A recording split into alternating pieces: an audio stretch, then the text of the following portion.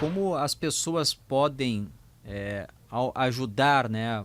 Por exemplo, é importante dizer em casa que a pessoa é doadora de órgãos, se porventura um dia acontecer de ter a condição de doação de órgãos, ela gostaria de ajudar outras pessoas.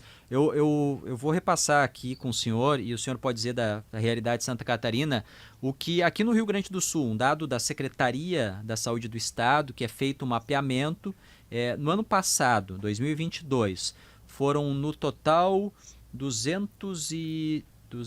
mais de 270 negativas, mais de 200, não, aqui eu tenho aqui, 227 negativas de familiares à doação de órgãos. Daí perguntaram, fazem um mapeamento aqui, por quê? Primeiro ponto, a justificativa é que não era doador em vida, esse é o principal ponto. O segundo, a demora para a entrega do corpo como justificativa. Em terceiro, o familiar que foi questionado é contrário à doação. Outras questões que foram citadas: religião, integridade do corpo, não entender o que é morte encefálica e desconhecer a vontade da pessoa que faleceu em relação à doação de órgãos. Perfeito. Bom, Leandro, você me fez duas questões e eu vou dividir as respostas, tá?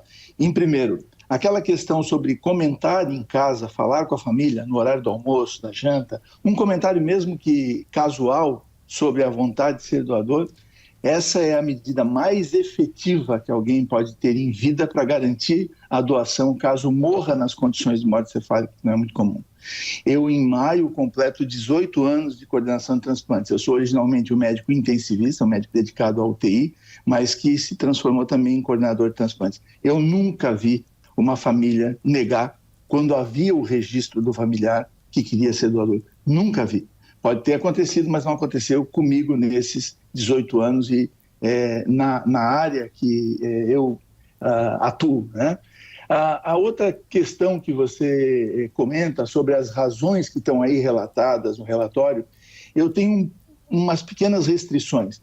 Essas razões que são registradas, elas são razões default, ou seja, razões padrão, e talvez elas fujam um pouco do que realmente acontece. Eu vou voltar à questão da comunicação de más notícias.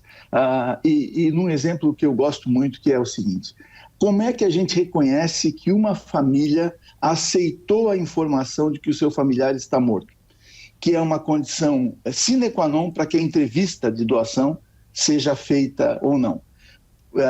Uma das formas de fazer isso é prestar atenção na conjugação do verbo. Enquanto a mãe diz, o Pedro é, o Pedro está, o Pedro permanece, a mãe está dizendo, em outras palavras, o Pedro está vivo. Quando a mãe conjuga o verbo no passado e diz o Pedro foi, o Pedro era, o Pedro esteve, então nessa circunstância a gente sabe que a mãe aceitou a notícia da morte. E aí o ponto da entrevista está maduro. Se não existem essas bases de comunicação, e eu tenho uma experiência assim, nacional em treinamento de equipes, eu vejo que muitas vezes as pessoas confundem e elas avançam o sinal. Elas fazem a entrevista quando a família ainda não está certa da morte do paciente. E isso leva a uma não autorização. As causas que vão ser registradas dessa não autorização, eu não sei. Mas a causa da não autorização foi queimaram na largada. Não podiam ter entrevistado.